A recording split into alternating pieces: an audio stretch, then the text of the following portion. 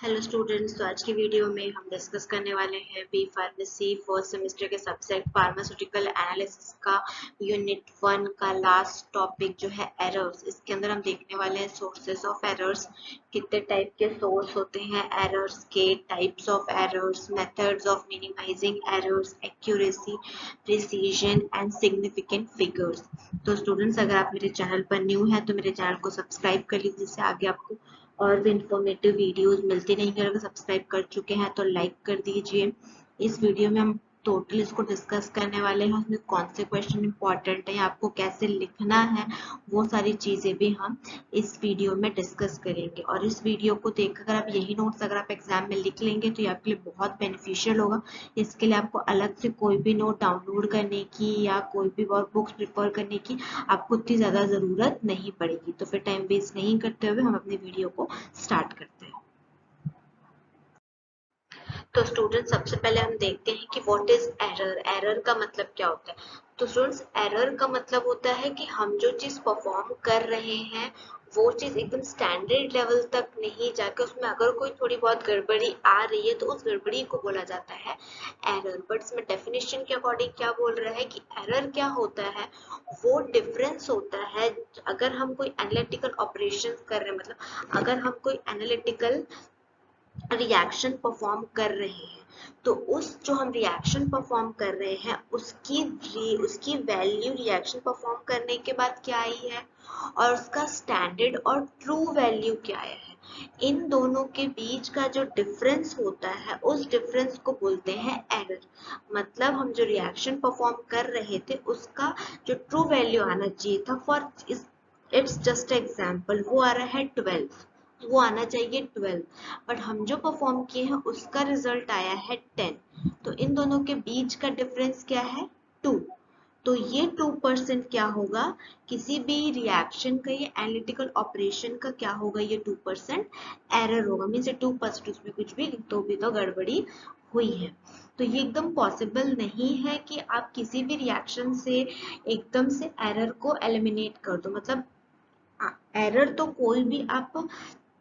कोई भी आप एनालिटिकल ऑपरेशन परफॉर्म करो, कोई भी आप रिएक्शन परफॉर्म करो, तो एरर्स तो उसमें एकदम जरूरी है कि थोड़े बहुत उसमें एरर्स आएंगे ही। चाहे आप एकदम बेस्ट कंडीशन अगर आप अप्लाई कर लो, बेस्ट कंडीशन में आप परफॉर्म करो, या फिर बेस्ट क्वालिटी के इंस्ट्रूमेंट लो, या फिर बेस्ट क्वालिटी के आप केमिकल्स लो, तो भी उसमें आपको एरर्स आने के चांसेस रहते ही हैं। तो एक ही चीज कर सकते हैं जिससे हम क्या कर सकते हैं, हम सिर्फ एरर को मिनिमाइज कर सकते हैं, बट एकदम से एरर को खत्म नहीं कर सकते। तो हम अगर जैसे हम कोई रिएक्शन परफॉर्म कर रहे हैं उसमें अगर हमको किसी भी मतलब कोई भी मेजरमेंट को, अगर कोई भी हमारा रिजल्ट आ रहा है, अगर उसको हम लोगों को क्या मानना है, एकदम प्रॉपर मानना है, तो हम उस रिजल्ट को मानेंगे या उस मेजरमेंट को मानेंगे जो ट्रू रिजल्ट से एकदम क्लोज का मेजरमेंट होगा। मीन जैसे हम कोई रिएक्शन परफॉर्म किया, उसके 3 रिजल्ट्स आए। एक रिजल्ट आया है 10, एक रिजल्ट आया है 9 और एक रिजल्ट आया है 11, बट उसका ट्रू क्या था? उसका ट्रू है 12। तो हम किसको मानेंगे? हम मानेंगे 11 को उसका रियल रिजल्ट मानेंगे। क्यों? क्योंकि उसमें एरर के जो चांसेस है वो बहुत ही कम है। इसीलिए हम इस मेजरमेंट को क्या मानेंगे? रियल मेजरमेंट मानेंगे। ठीक है स्टूडेंट्स। सो नेक्स्ट हम देखते हैं सोर्सेस ऑफ एरर्स। मीन्स क्या क्या ऐसे सोर्स होते हैं जिसके कारण एरर्स जो होते हैं वो हमारे एनालिटिकल ऑपरेशंस में वो एरर्स आते हैं। तो बहुत सारे मतलब different types of major sources होते हैं जिसके कारण फार्मास्यूटिकल एनालिसिस में क्या होते हैं, एरर्स आते हैं। तो उसको हम स्टेप बाय स्टेप करके देखते हैं। तो फर्स्ट है हमारा ह्यूमन सोर्स, कि ह्यूमन सोर्स से सबसे ज्यादा चांसेस होते हैं कि ह्यूमन सोर्स से क्या है, आपके एरर्स है। कैसे? कि जो क्वालिफिकेशन और जो एक्सपीरियंस होता है किसी पर्सन का, अगर कोई पर्सन एकदम क्वालिफाइड है और एकदम एक्सपीरियंस है, अगर उसको कोई रिएक्शन या कोई प्रोसीजर उसको अगर परफॉर्म करना है और वो पहले से ही उसको अगर परफॉर्म कर चुका है या उसके बारे में अच्छे से वो स्टडी कर चुका है, तो वो जो भी वो प्रोसेस होगा उस प्रोसेस को एकदम एक्यूरेटली क्या करेगा? परफॉर्म करेगा। तो ह्यूमन सोर्स से एरर तभी आता है जब कोई भी एक्सपेरिमेंट या कोई भी प्रोसीजर कोई ऐसा पर्सन परफॉर्म कर रहा है जो इनएक्सपीरियंस्ड है और जिसके पास प्रॉपर क्वालिफिकेशन नहीं है, तो अगर वैसा पर्सन अगर एक्सपेरिमेंट को परफॉर्म कर रहा है तो चांसेस क्या होंगे, बहुत ज़्यादा हाई हो जाएंगे कि एरर आएगा ही हमारे किसमें, प्रोसीजर में। नेक्स्ट है इंस्ट्रूमेंटल एपेरेटस एंड ग्लासवेयर्स। ये होता है सेकेंड मेजर रीजन किसका एरर आने का। इफ अगर आप कोई एक्सपेरिमेंट परफॉर्म कर रहे हो, उसमें अगर आपने कोई इंस्ट्रूमेंट लिया है, ग्लासवेयर लिया है, या तो वो लो क्वालिटी का होगा या तो वो अगर कैलिब्रेटेड नहीं होगा, तो इससे भी क्या होता है, एरर आने के चांसेस जो है वो एकदम से इंक्रीज हो जाते हैं। थर्ड जो सोर्स होता है वो होता है एक्सपेरिमेंटल कंडीशन। इफ अगर कोई एनालिसिस या कोई रिएक्शन परफॉर्म हो रहा है, उसके लिए अगर बोला गया है कि ये कंडीशन ही होनी चाहिए। फॉर एग्जांपल अगर बोला है कि कोई एक्सपेरिमेंट प्रोसीजर हो रहा है, उसके लिए टेम्परेचर होना चाहिए 37 डिग्री सेंटीग्रेड होना चाहिए, लेकिन अगर वो उसको टेम्परेचर नहीं मिल रहा, वो कंडीशन उसको नहीं मिल रहा, तो इससे क्या होगा, तो इससे हमारा जो भी एक्सपेरिमेंट है उसमें एरर्स आने के चांसेस बहुत ज्यादा इंक्रीज हो जाते हैं। नेक्स्ट सोर्स होता है constituents used in analysis. If अगर कोई एनालिसिस कर रहे हैं हम या फिर कोई प्रोसीजर कर रहे हैं, उसमें अगर हमने जो कंस्टिट्यूएंट्स मतलब उसके लिए हमने जो भी सब्सटेंस लिया है, या वो सॉल्वेंट हो गया, रिएजेंट हो गया या सॉल्यूट हो गया, अगर ये तीनों में से अगर किसी की भी क्वालिटी या प्योरिटी अगर प्रॉपर नहीं है, अगर इन तीनों में से कोई भी अगर हाई क्वालिटी का नहीं है, एकदम एकदम प्योर नहीं है, तो उस केसेस में भी क्या होंगे, हमारे चांसेस एकदम इंक्रीज हो जाएंगे कि हम जो भी एनालिसिस कर रहे हैं या हम जो भी प्रोसीजर परफॉर्म कर रहे हैं उसमें हमारे एरर्स आने के चांसेस एकदम ज्यादा से क्या हो जाएंगे, इंक्रीज हो जाएगा। नेक्स्ट हमारा सोर्स होता है प्रोसीजर। अगर किसी भी एनालिटिकल एक्सपेरिमेंट के लिए या प्रोसीजर या फिर किसी भी रिएक्शन के लिए कोई भी प्रोसीजर दिया गया है, अगर वो प्रोसीजर को अगर आप पहले से वैलिडेट नहीं कर रहे हो, उसको पहले से अगर आप एनालिसिस नहीं कर रहे हो कि ये प्रोसीजर सही है कि नहीं, और एकदम से अगर आपने वो प्रोसीजर को परफॉर्म कर दिया, तो इससे भी चांसेस क्या हो जाते हैं, इंक्रीज हो जाते हैं कि आपका जो भी एनालिसिस का रिएक्शन है उसमें क्या होंगे, एरर्स के चांसेस बहुत ज्यादा इंक्रीज हो जाएंगे। नेक्स्ट अब हम देखते हैं स्टूडेंट टाइप्स ऑफ एरर्स। कितने टाइप के एरर्स होते हैं, बेसिकली जो होते हैं टू टाइप्स के होते हैं। फर्स्ट होता है सिस्टमेटिक एरर एंड सेकंड होता है रैंडम एरर। तो सिस्टमेटिक एरर को और बोला जाता है डिटरमिनेट एरर। ये उस टाइप के एरर्स होते हैं जो हमको क्या होते हैं, पहले से पता होते हैं, जो हमको पहले से पता है, जिनको हम अवॉइड कर सकते हैं या तो हम उस एरर्स को मिनिमाइज कर सकते हैं। कैसे इसको अवॉइड और मिनिमाइज कर सकते हैं, कुछ सिंपल प्रोसीजर्स होते हैं जिनको अगर हम फॉलो करेंगे तो हम उस एरर को अवॉइड और मिनिमाइज कर सकते हैं। अब ये जो सिस्टमेटिक एरर्स है ये फर्दर सब क्लासेस में डिवाइडेड है। तो फर्स्ट है पर्सनल एरर।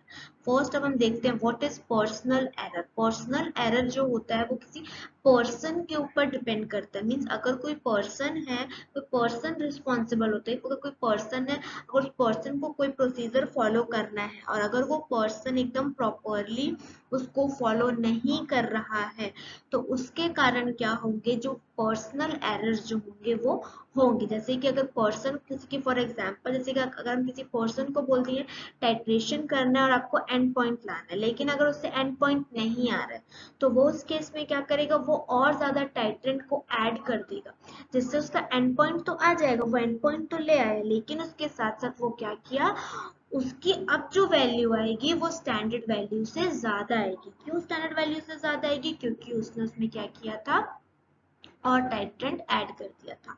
और सेकेंड रीजन क्या होगा पर्सनल एरर का, अगर कोई पर्सन एक्सपेरिमेंट परफॉर्म कर रहा है तो वो या तो वो प्रेसिपिटेट को या तो मतलब जो भी इंस्ट्रूमेंट यूज कर रहे हैं उसको प्रॉपर तरीके से अगर वॉश नहीं करेगा, तो उस केस में भी जो फाइनल रिजल्ट होगा उसमें एरर आने के चांसेस बहुत ज्यादा इंक्रीज हो जाएंगे।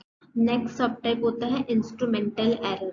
अब अगर हम कोई रिएक्शन परफॉर्म कर रहे हैं या कोई एनालिटिकल रिएक्शन परफॉर्म कर रहे हैं, उसमें अगर हमने कोई इंस्ट्रूमेंट लिया है, वो इंस्ट्रूमेंट अगर एक्यूरेट नहीं है और हाई क्वालिटी का नहीं है तो उससे भी चांसेस आएंगे कि हमारा जो भी एनालिटिकल रिएक्शन है उसमें एरर आने के चांसेस बढ़ जाएंगे। नेक्स्ट है रिएजेंट एरर्स।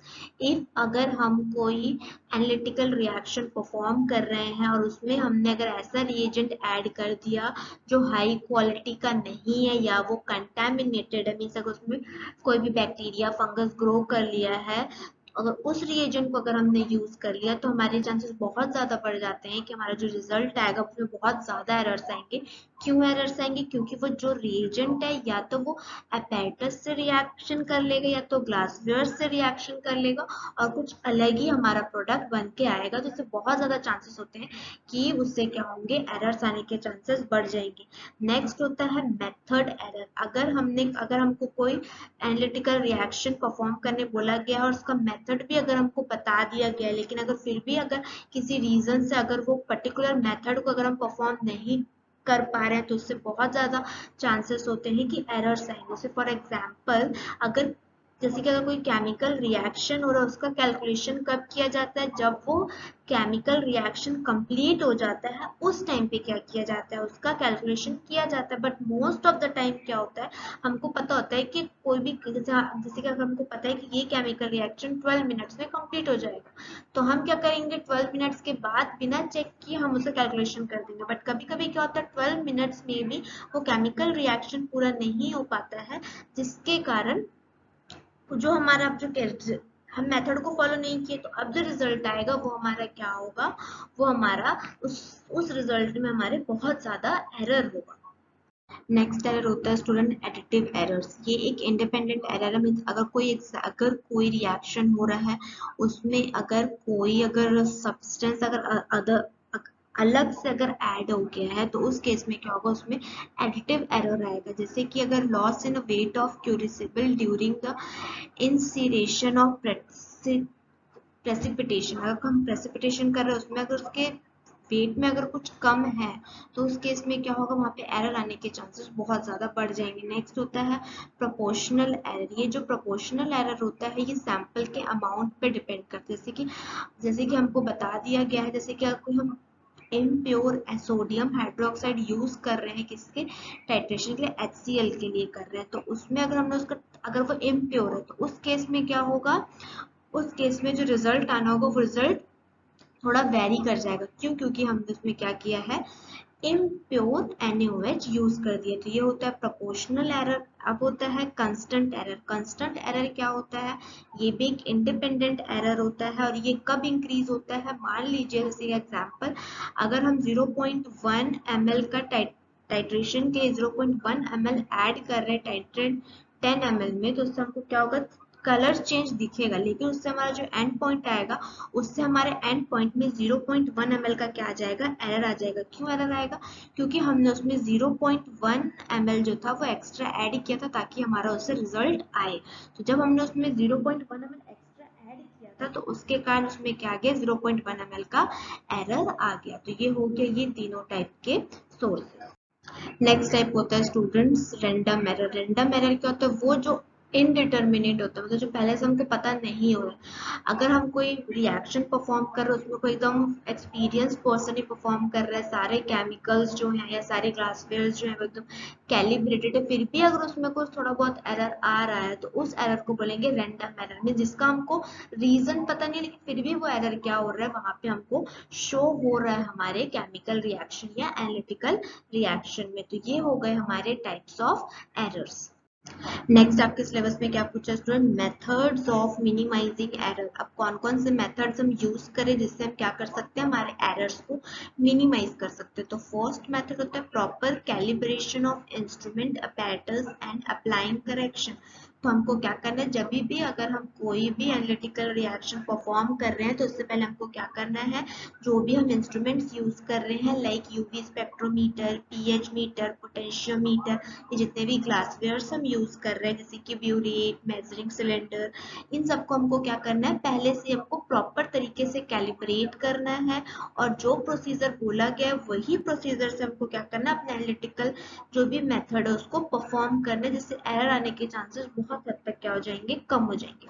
सेकेंड होता है bye running control determination. Running control determination में क्या होता है स्टूडेंट, जैसे कि अगर हम कोई एनालिटिकल एक्सपेरिमेंट को परफॉर्म कर रहे हैं तो उसके साथ साथ में ही हमको क्या करना है, हम एक्सपेरिमेंट में जो भी केमिकल यूज कर रहे हैं, जो भी इंस्ट्रूमेंट यूज कर रहे हैं, पैरेलली मतलब साथ साथ में ही हमको उसका क्या करना है, उसके कंडीशंस चेक करते रहना है। जैसे कि हमको ये देखना है कि हमको जिस कंडीशन में बोला है, जिस टेम्परेचर में बोला है, वो कंडीशन या वो टेम्परेचर है कि नहीं है, या हमारा जो भी सॉल्यूट है या सब्सटेंस है, सॉल्वेंट है, उसका जो प्रॉपर्टी बोला गया वो प्रॉपर्टी है कि नहीं है। तो ऐसे पैरेलली हमको क्या करना है, उसका डिटर्मिनेशन करते रहना है, जिससे क्या होगा, हमारे एरर के चांसेस बहुत हद तक कम हो जाएंगे। नेक्स्ट मेथड होता है स्टूडेंट्स मिनिमाइजिंग एरर का, होता है बाय रनिंग ब्लैंक डिटर्मिनेशन। इसमें हमको क्या करना है, जैसे कि अगर हमको कोई एनालिटिकल प्रोसीजर या रिएक्शन बोल दिया गया है जिसमें हमको क्या करना है, टाइट्रेशन करना है, तो उसके लिए हम मेन अपने टाइट्रेंट या मेन हमारा जो भी सॉल्यूशन है जिससे हमको टाइट्रेशन करना है, उससे पहले हम क्या करेंगे, एक ब्लैंक सॉल्यूशन लेंगे और उसका टाइट्रेशन परफॉर्म करेंगे। मतलब उसमें हमारा मेन जो भी हमारा केमिकल है वो मेन केमिकल नहीं होगा, सिर्फ ब्लैंक सॉल्यूशन होगा, उसका हम क्या करेंगे, डिटर्मिनेशन करेंगे। तो उससे हमको ये आइडेंटिफाई हो जाएगा कि हम उसके लिए हम उस टाइट्रेशन के जो भी रिएजेंट यूज कर रहे हैं या जो भी ग्लासवेयर्स यूज कर रहे हैं, जो भी इंस्ट्रूमेंट यूज कर रहे हैं, वो इंस्ट्रूमेंट प्रॉपर कैलिब्रेटेड है कि नहीं है। अगर हम ये पहले से ही चेक कर लेंगे तो इससे हमारे एरर के चांसेस क्या हो जाएंगे, बहुत हद तक कम हो जाएंगे। नेक्स्ट होता है by comparing result of independent methods. इसमें हमको क्या करना है, इसमें अगर हमको कोई भी एनालिसिस बोला गया है या कोई भी एनालिसिस का रिएक्शन बोला गया, तो इसमें हम क्या करेंगे, एक बार तो हमको जो प्रोसीजर बोला गया है या जो मेथड बोला गया उस मेथड से हम क्या करेंगे, सेम सॉल्यूशन का, सेम टाइट्रेंट का हम क्या करेंगे, रिजल्ट निकाल लेंगे। उसके बाद हम वही केमिकल्स का हम क्या करेंगे, एकदम अलग मेथड के साथ उसको क्या करेंगे, वही प्रोसीजर को एक अलग मेथड से परफॉर्म करेंगे। अब दो रिजल्ट आ गए हमारे पास, दोनों रिजल्ट को कंपेयर करेंगे। अगर दोनों रिजल्ट अगर एक्यूरेटली सेम है तो मतलब इससे हम बता सकते हैं कि हमारा जो प्रोसीजर होने वाला है उसमें हमको एरर बहुत कम मिलेंगे। फॉर एग्जाम्पल जैसे कि हमको क्या करना है, डिटर्मिनेशन करना है HCl के स्ट्रेंथ का, ठीक है। तो उसके साथ हम क्या करेंगे, पहले उसको हम NaOH के साथ परफॉर्म करेंगे, फिर उसके बाद हम उसको AgCl2 के साथ परफॉर्म करेंगे। अगर दोनों का रिजल्ट थोड़ा बहुत सेम आ रहा है तो उसमें हम बता सकते हैं कि हमारा जो मतलब रिजल्ट आएगा वो एकदम एक्यूरेट तो नहीं, बट उसमें जो एरर्स के चांसेस है वो बहुत हद तक क्या हो जाएंगे, कम हो जाएंगे। नेक्स्ट मेथड होता है स्टूडेंट मिनिमाइजिंग का बाय यूजिंग स्टैंडर्ड एडिशन। इस मेथड में हमको क्या करते हैं, इस मेथड में हम एकदम small amount of standard constituent को क्या करते हैं, जो भी हमारा प्रेजेंट सैंपल, उस प्रेजेंट सैंपल में हमारा स्टैंडर्ड कंस्टिट्यूएंट मतलब स्टैंडर्ड सॉल्यूट या सॉल्वेंट को थोड़ा सा ऐड करते हैं, जिससे हमारा क्या होता है, जो एरर होता है वो मिनिमाइज रहता है। तो इसको हमको कैसे डिफरेंशिएट करना है, जब हम विदाउट स्टैंडर्ड अमाउंट वाला ऐड करके जो हम परफॉर्म किए थे उस रिजल्ट को, और जब हम स्टैंडर्ड वाला ऐड करके हम जो परफॉर्म कर रहे हैं उन दोनों को क्या करोगे आप, उन दोनों को आप माइनस करोगे, तो आपको पता चल जाएगा कि आप में कितना एरर आ रहा था और कितना आपने जब स्टैंडर्ड सॉल्यूशन उसमें ऐड किया तो उससे कितना आपने उसको मिनिमाइज किया। नेक्स्ट है by using internal standard in these method. आपको क्या करना है, पहले वाले में आपने क्या किया था, मतलब आपने मेजर नहीं किया था, बस स्मॉल अमाउंट का ही स्टैंडर्ड डाल दिया था। इसमें आपको क्या करना है, फिक्स्ड अमाउंट का रेफरेंस मटेरियल ऐड करना है आपके कंसंट्रेशन में, जिससे आपके जो एरर के चांसेस होंगे वो बहुत हद तक क्या हो जाएंगे, कम हो जाएंगे।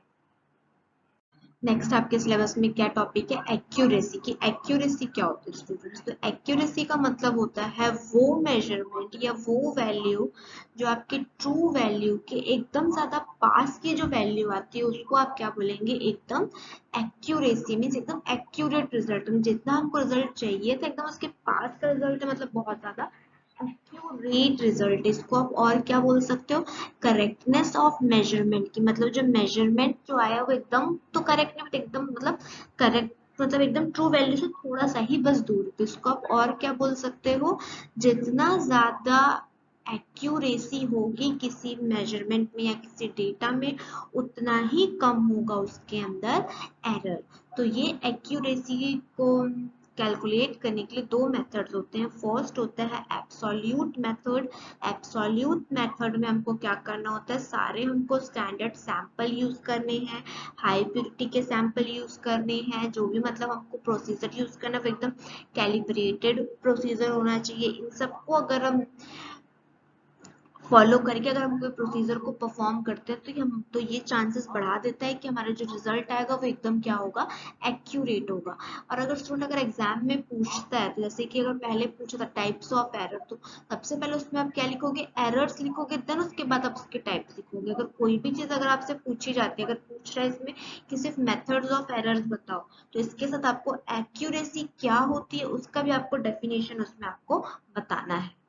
नेक्स्ट मेथड होता है कंपैरेटिव मेथड। अब कंपैरेटिव मेथड में क्या करना है, जैसे कि आपको कोई भी एनालिसिस परफॉर्म करना है, उसके लिए अगर आपको प्राइमरी स्टैंडर्ड सब्सटेंस नहीं मिल रहे हैं या इम्पॉसिबल है आपके लिए कि उस टाइम पे अगर आप उसको लेबोरेटरी में भी अगर आप उसको प्रिपेयर नहीं कर पा रहे, तो उस केस में आपको क्या करना है, उस केस में अब आपको ये करना है कि आपको स्टैंडर्ड देखते हुए अब आपको सेकेंडरी स्टैंडर्ड सब्सटेंस क्या करना है, यूज करना है। लेकिन उसमें भी आपको ये देखना है कि उसका जो मतलब सेकेंडरी स्टैंडर्ड सब्सटेंस जो आप यूज कर रहे हो उसकी भी क्वालिटी और प्योरिटी अच्छी होनी चाहिए। उसके बाद अगर आप वो सब्सटेंस सेकेंडरी सब्सटेंस अगर आप यूज करेंगे तो उसमें भी चांसेस क्या होंगे कि आपके जो रिजल्ट आ रहा है वो एक्यूरेट आने के चांसेस बढ़ जाते हैं। नेक्स्ट आपके सिलेबस में दिया हुआ है स्टूडेंट्स प्रिसीजन। प्रिसीजन क्या होता है, प्रिसीजन उसको बोला जाता है कि जैसे आपने कोई प्रोसीजर को बार बार परफॉर्म किया है, तो वो बार बार परफॉर्म करने के बाद आपका जो रिजल्ट आ रहा है, जो आपके तीन, मान लीजिए कि आपने कोई एनालिसिस प्रोसीजर को 3 बार परफॉर्म किया, वो 3 बार का जो रिजल्ट आ रहा है वो तीनों रिजल्ट एक दूसरे के पास वाली वैल्यू के ही होने चाहिए। ऐसा नहीं कि एक रिजल्ट आया है 7 तो एक रिजल्ट आ रहा है आपका 28, तो ये क्या हो जा रही है, ये बहुत ज्यादा अलग हो जा रहे हैं। ऐसा नहीं होना चाहिए। आपको क्या देखना है कि जब आपने 3 प्रोसीजर्स 3 बार परफॉर्म किया तो तीनों के जो मेजरमेंट आ रहे हैं वो एक दूसरे के आसपास वाली होनी चाहिए। जैसे कि एक 7 आ गया, एक 9 आ गया और एक 12 आ गया, तो ये तीनों के एक दूसरे के क्लोज में ही है, तो इसको ही क्या बोलेंगे, आपका बोलेंगे प्रिसीजन। मीन्स जितना ज्यादा आप परफॉर्म कर रहे हो, वो जितने बार अगर आपने कोई प्रोसीजर परफॉर्म किया है उतनी बार का जो मेजरमेंट है उसका जो मतलब रिजल्ट आया है वो एकदम क्लोज होना चाहिए। इसे ही बोला जाता है प्रिसीजन। प्रिसीजन क्या होता है, प्रिसीजन और एक्यूरेसी जो होती है वो एक दूसरे से कोरिलेट करता है, बट थोड़ा सा डिफरेंट होता है। जैसे कि एक्यूरेसी क्या रिप्रेजेंट करता है, किसी भी मेजरमेंट का करेक्टनेस आपको बताता है कि जो भी आपका मेजरमेंट आया है वो करेक्ट है कि नहीं है। बट प्रिसीजन क्या बताता है कि आपने जितने बार भी परफॉर्म किया है उसमें आपने एक सही वैल्यू ही क्या की है, आपके प्रोसीजर ने जनरेट की है। मीन्स प्रिसीजन ही क्या करता है, एक्यूरेसी को रिप्रेजेंट करता है। जैसे कि फॉर एग्जाम्पल आपने 2 एनालिस्ट को परफॉर्म किया है, इसमें आपका एक रिजल्ट आया है 70.1410%, तो इसमें आपके प्लस माइनस 4% आगे पीछे अगर रिजल्ट आता है तो वो हम मान सकते हैं। जैसे कि यहाँ पे आप और ज्यादा और आप एग्जांपल्स यहाँ पे आप देख सकते हैं। तो स्टूडेंट यहाँ पे हमारा कंप्लीट होता है यूनिट 1। तो ये जो प्रिसीजन वाला है ये मोस्ट ऑफ द चांसेस में ये क्वेश्चन नहीं पूछता, अगर ये पूछता है तो अगर आप इतना ही लिखेंगे तो ये बहुत ज्यादा क्या होगा, सफिशिएंट होगा।